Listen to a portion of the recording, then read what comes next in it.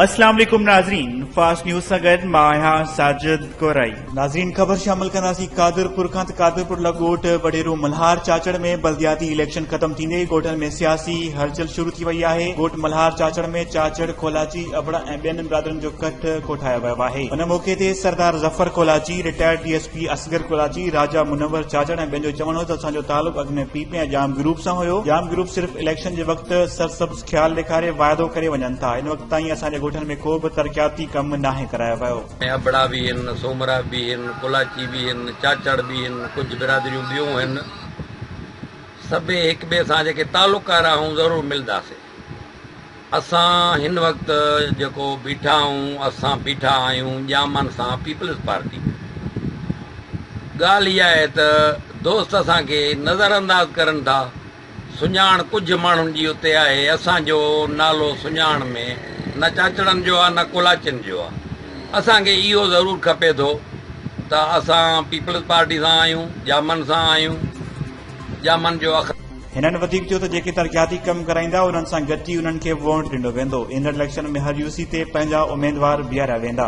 ॿिए पासे ख़बर शामिल कंदासीं खानपुर महरमत खानपुर महरवासी पोरियत मोहम्मद इब्राहिम मिरानी पुरसार बीमारीअ में मुब्तला हुजण करे घुमण फिरण खां लाचार संदसि कंहिं बि सार न लथी। पोरियत कंहिं मसीह जो मुंतज़िर पोरियत ऐं संदसि वारसनि पारां मदद जी अपील। सिंध हुकूमत खे मां अपील कयां थो त मुंहिंजो इलाज करायो वञे।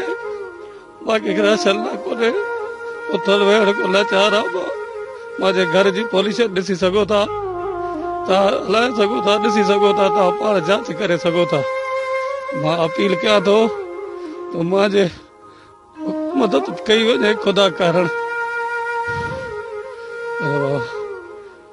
मुंहिंजो कोई लावारस आहे, मुंहिंजो कोई वारिस कोई कोन्हे।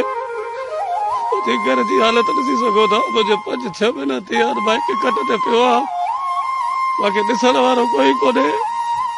मुंहिंजी सिंध हुकूमत मुंहिंजी मदद कयो, सरदार मुंहिंजी मदद कयो, मुंहिंजी मदद। खानपुर महर जे मिरानी मोहल्ला जो रवासी 45 वरनि जो मोहम्मद इब्राहिम मिरानी जेको गुज़िरियल 7 महीननि खां जंग में पुरसार बीमारी सबबि घुमण फिरण खां लाचार थी वियो आहे। पोरियत जो चवणु आहे त आऊं मिसकीन आहियां, घर में जेको कुझु हुयो पंहिंजे इलाज ते खपाए छॾियो आहे, पर किथां बि फ़ाइदो न थियो आहे। पोरियत मोहम्मद इब्राहिम मिरानी संदसि वारसनि सिंध हुकूमत सिहत खाते चूंडियल नुमाइंदो ऐं सरहदी वारनि खां मुतालबो कयो आहे त सरकारी ख़र्च ते इलाज कराए ज़िंदगी बचाई वञे त जीअं पोरियत पंहिंजे बचनि जो पेट पाले सघे। नाज़रीन, ख़बर शामिल कंदासीं हालाणी मां त जमीयतुल इस्लाम ऐं शहरी एक्शन कमेटी तरफ़ां एहतजाजी रैली कढी वई, जंहिंखे दरगाह हालाणी शरीफ जे गादी नशीन मौलाना डॉक्टर सैयद निसार अहमद शाह, मुफ्ती सैयद हमादुल्ला शाह, एडवोकेट मौलाना गुलाम मुस्तफ़ा कुंभो ऐं समीउल रहमान मेमुन ख़िताब कंदे चयो त असां अमुन सां मोहबत कयूं था। असांजो शहर बुज़ुर्गनि वलियुनि जो शहर आहे, पर कुझु शिरपसंद सहाबा किराम जी गुस्ताखी ऐं तौहीन करे मुसलमाननि जी दिल आज़ारी कई आहे। सहाबा सां मोहबत ईमान जो हिस्सो आहे। फौरी तौर ते गुस्ताखी कंदड़नि खे गिरफ़्तार कयो वञे, ॿी सूरत में सख़्त एहतजाज कयो वेंदो।